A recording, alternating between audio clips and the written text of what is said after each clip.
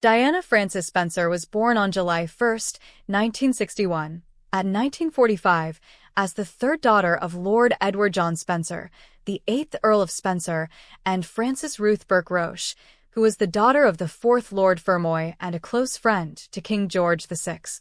She came into the world in the bedroom with bay windows at Park House on the royal estate of Sandringham, Norfolk, where her mother had also been born.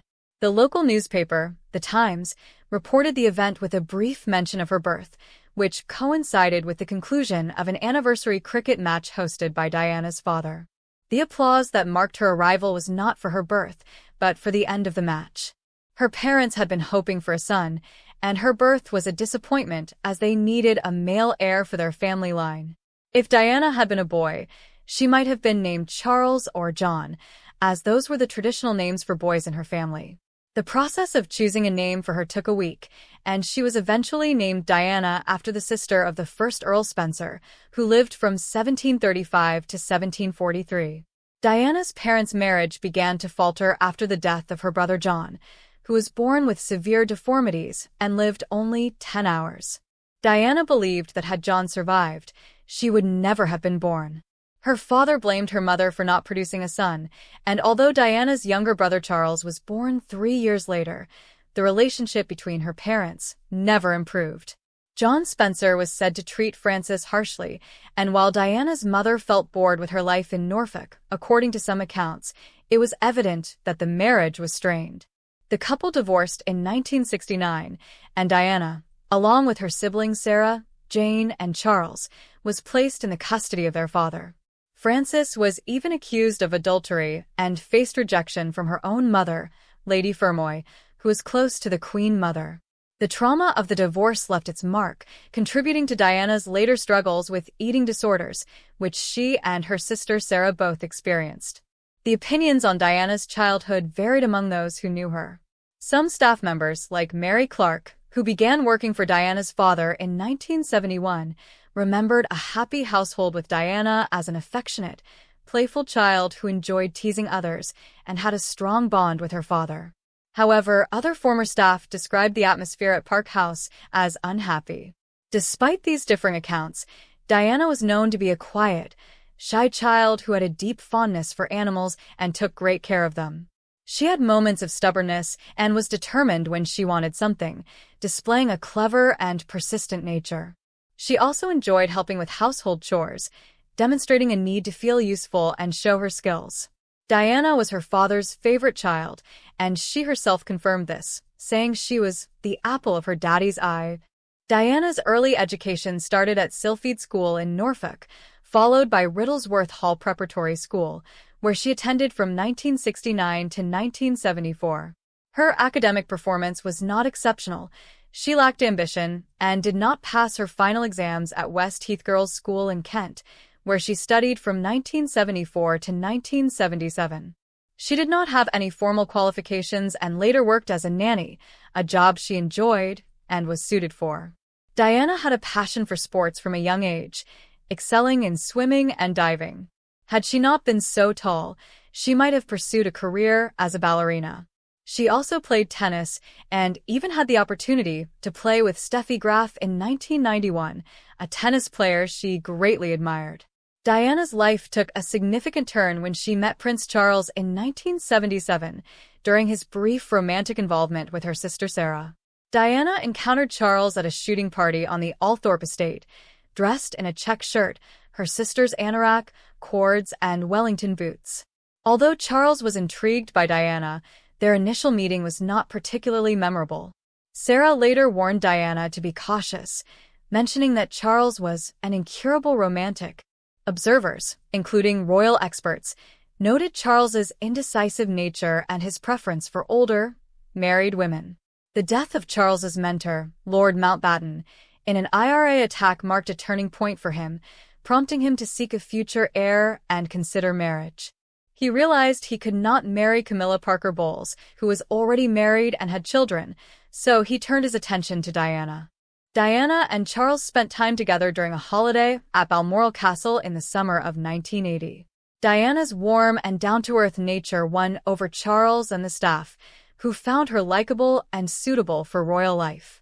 However, there were mixed reports about Diana's character. Some sources noted that certain members of the staff disliked her and described her as difficult to work with. Despite these varied opinions, Diana's approachable and genuine demeanor helped her adapt to her new life as a public figure, a role she would soon take on as the future Princess of Wales. Charles faced growing pressure to marry not only from his father but also from Camilla, who believed Diana would not threaten her place in Charles's heart. In fact, Camilla preferred Diana to Charles's other romantic interests. Diana met all the necessary qualifications for a potential bride. She was Protestant, a virgin, and from an aristocratic background, which were crucial for approval within the royal family. The Queen Mother was particularly fond of Diana and took steps to make her feel welcome, even preparing her living space at Birk Hall with more attention than one might expect for a young woman of Diana's age. Diana's grandmother, Ruth Fermoy, who was also a friend of the Queen Mother, encouraged the marriage despite knowing about Charles's relationship with Camilla. Diana adored Charles, who called her my Shidi, and, in his way, loved her too. Their relationship had significant differences. Diana was seen as uneducated and unsuited for Charles by some, and they had different interests. Diana disliked his hunting and bird-shooting activities, and while he engaged in deep conversations about philosophy, Diana preferred discussing fashion and watching soap operas. She also showed little interest in politics and government affairs, which surprised Charles. On February 24, 1981, their engagement was announced. Diana, then 19, showed off her 14-diamond and sapphire engagement ring, which cost £34,000. While the Queen might have preferred to give Diana a more traditional family heirloom, Charles insisted on this ring. Stephen Barry described Diana's enthusiasm during their first few months of courtship. Diana was utterly captivated by Charles, showering him with affection and constantly worrying about his departures, as if he were leaving for an extended period. The couple's engagement was marred by the scandal involving the Royal Train of Love on November 5, 1980, where reports claimed Diana had secretly spent the night with Charles on a train in Wiltshire. Although some accounts called it a fabricated story, others confirmed that it was Camilla Parker Bowles, not Diana, who had been present. There were also conflicting stories regarding a bouquet Charles supposedly sent Diana after her trip to Australia, where she had visited her mother before the wedding. In one version, Charles sent a large, romantic arrangement, but in Diana's version, the flowers seemed more like a tactful gesture from someone at the royal office, as there was no accompanying note. The wedding day on July 29, 1981, was described by Diana as the most emotionally confusing day of her life. Charles had taken care in choosing the music and singers, including Diana's favorite hymn, I Vow to Thee My Country, which would later be played at her funeral. On the night before the wedding, Diana, who spent her final night as a single woman at Clarence House, received a signet ring engraved with the Prince of Wales's feathers and an encouraging note from Charles, expressing his pride and support. The wedding drew around 750 million television viewers and an estimated 600,000 spectators in London. This marked the first time in 300 years that an Englishwoman was engaged to the heir to the British throne. Diana, who had once vowed as a child to marry only for love and never divorce, seemed to live out her fairy tale wedding, which the Archbishop of Canterbury dubbed as such. Notably, Diana omitted the phrase, to obey, from her wedding vows, a detail that did not go unnoticed by those in attendance. Diana was described as having been too old for her age and extremely immature in her youth, highlighting the significant contrasts between her and Charles. Diana's shyness was evident during her school years, when she typically played non-speaking roles in performances. Yet, once in the public eye as Charles's fiancée, Diana struggled to mask her true emotions. She explained that her mother had taught her the skill of presenting a facade of happiness, which helped her manage the intense scrutiny and maintain appearances. Despite Diana's efforts to keep up appearances, she often battled feelings of illness and anxiety, which became more pronounced during her pregnancies. Her first child, Prince William, was born on June 21, 1982, at St. Mary's Hospital in Paddington, followed by Prince Harry on September 15, 1984. Diana described the early years of her marriage as joyful, enjoying family life and seeing Charles try to spend more time with their sons. However, tensions arose due to Charles's lingering attachment to Camilla Parker Bowles and Diana's rising public popularity, which overshadowed Charles and contributed to marital strain. This strain led Diana to suffer from depression and even attempt suicide. In one instance, while 3 months pregnant, she fell down a staircase. Although she was not seriously hurt, this incident was a distress signal, and Diana referred to it as a desperate cry for help. Charles expressed concern about the impact of Diana's emotional state on their unborn child, prompting the Queen to meet with the media to discuss Diana's well-being. This meeting, which had not occurred in 25 years, temporarily led to a reduction in press attention. Despite Diana's public appearance as a smiling, affable figure, she struggled with bulimia, a disorder characterized by compulsive eating and purging. Experts noted that bulimics often appear cheerful and seek to please others. Diana's marriage to Charles was also marred by infidelity, including Camilla's presence during Charles's recovery from an arm injury, which left Diana feeling rejected and unloved. By 1986, Diana could no longer feign happiness. Quarrels escalated, and Charles retreated to Britain while Diana sought solace in public flirtation, which drew criticism for its perceived lack of dignity. Journalistic narratives about Diana and Charles varied, with some outlets favoring Charles and others supporting Diana. Andrew Morton, an influential journalist, was one of the few trusted by Diana to write about her struggles. Diana's decision to open up to Morton and share her life story was not entirely spontaneous. It was facilitated by Dr. James Colthurst, a friend and confidant. Morton himself later admitted that Diana's decision was not fully thought out, and he, Colthurst, and the publisher Michael O'Mara had to carefully manage how to present her story, with Diana remaining in the background.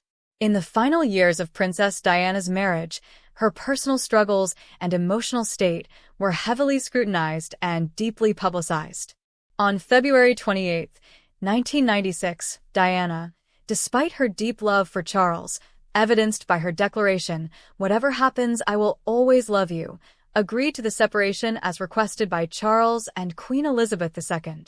This decision came after years of turmoil and was marked as one of the most painful moments of her life, which she called the worst day in my life.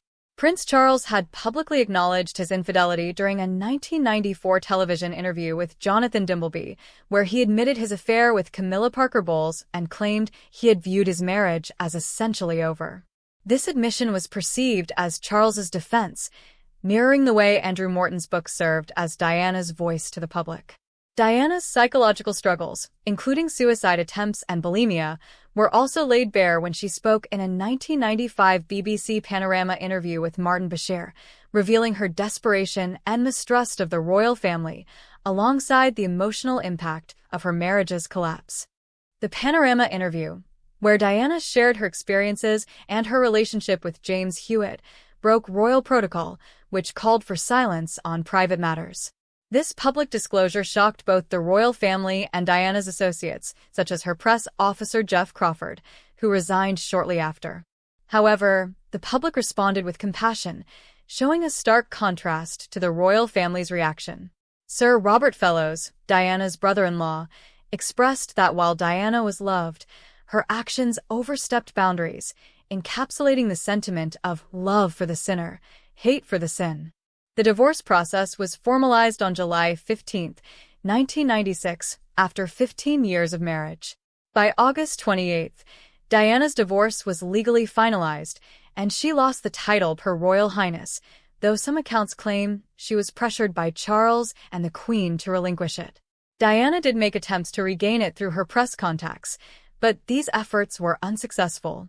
After Princess Diana's divorce from Prince Charles, she had a complex yet significant period in her life, marked by her continued association with the royal family, the shared custody of her sons, and an active pursuit of charitable work. Diana was allowed to live in Kensington Palace, where she retained her status as the mother of the future king, a position that kept her connected to the royal family despite the divorce. This period is described by William Rees-Mogg and Diana. The portrait as a time when Diana was crafting an independent and fulfilling life, enjoying more social freedom and leveraging her influence for humanitarian efforts, all while being an excellent mother. Diana's charitable endeavors during this period were notably impactful, particularly her work with AIDS patients and her campaign against landmines. According to Richard Kay, these actions helped establish her as a global icon, embodying compassion and dedication. Despite her public success, Diana's personal life continued to be troubled by intrusive paparazzi and romantic challenges. Her pursuit of love often led to heartache. Diana admitted that she longed for a partner who would reciprocate her affection. Throughout her post-divorce years, Diana engaged in various relationships. Some were tumultuous or problematic, with Diana's friends describing her love life as a series of misfortunes where men often took advantage of her. Relationships with figures such as Oliver Hoare and Will Carling stirred controversy, and a rumor in 1985 suggested she was romantically involved with her bodyguard, Barry Manicky, who died in a motorcycle accident, rumored to be suspicious. Other relationships included James Gilby, whose passionate phone calls to Diana were made public, and the cardiothoracic surgeon Hasnat Khan, whose parents disapproved of their relationship. One of Diana's most notable post-divorce relationships was with Dodi Al-Fayed, an Egyptian film producer and the son of billionaire Mohammed Al-Fayed. The couple reportedly rekindled their connection in 1997, spending time together on Dodi's yacht near Saint-Tropez. Diana's relationship with Dodi was viewed by some as a form of personal vindication, particularly against the backdrop of Prince Charles's celebration of Camilla Parker Bowles's 50th birthday at Highgrove.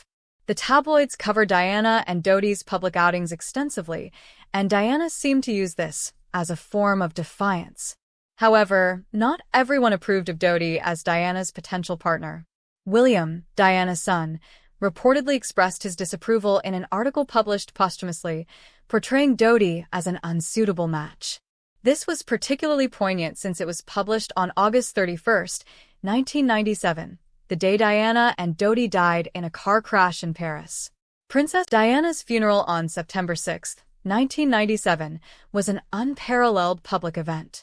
The route from Kensington Palace to Westminster Abbey was filled with over 1 million mourners. The coffin, draped in the royal standard, bore 3 bouquets: white tulips from Prince William, lilies from Charles Spencer, and Diana's favorite white roses with a note reading "To Mummy" from Prince Harry. The service at Westminster Abbey, attended by 2,000 guests, included world leaders, celebrities, and figures from Diana's charitable work. Charles Spencer, Diana's brother, delivered a poignant eulogy, criticizing the media for their role in Diana's death and declaring they had blood on their hands. The memorial was accompanied by Elton John's Goodbye England's Rose, a reworked version of Candle in the Wind, originally written for Marilyn Monroe. The funeral, orchestrated by the palace, was a testament to Diana's profound impact and the public's overwhelming love for her.